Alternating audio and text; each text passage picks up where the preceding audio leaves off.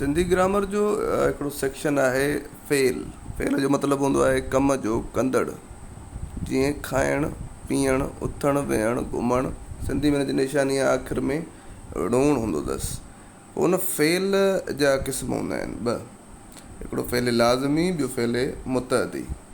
Fail लाज़मी छा आहे, फेल मुतअदी छा आहे, हिन में फ़र्क़ु छा आहे, अचो त पढ़ूं।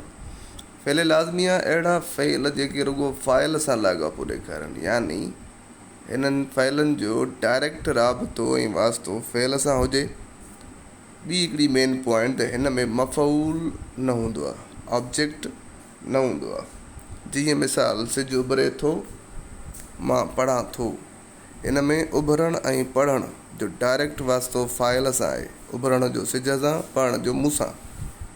पर जेकॾहिं त ईअं हुजे हा मां किताबु पढ़ां थो त इहो फेल लाज़मी न थिए हा, छो त किताब हिते मफ़ऊल तौरु इस्तेमालु थिए हा।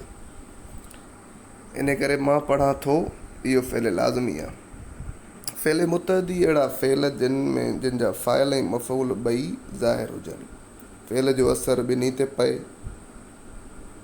ठीकु आहे, मिसाल तौरु शफ़क़त किताबु खोलियो, मां रांदि खेॾी, मां खेॾियमि या मां खेॾां थो, इहो वरी फेल लाज़मी थी वियो।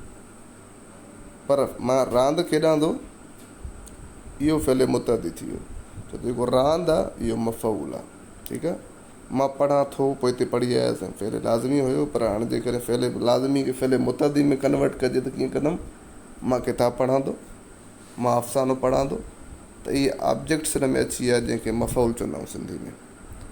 त मतिलबु नंढड़ी डेफिनेशन इहा ई आहे त फेल लाज़मी अहिड़ा फेल जंहिंमें जेके मफ़ऊल न खणंदा हुजनि, ऐं फेल मुतअदी अहिड़ा फेल जेके मफ़ऊल खां सवाइ इस्तेमालु न थियनि, उन मफ़ऊल जो लाज़मी हुजणु खपे।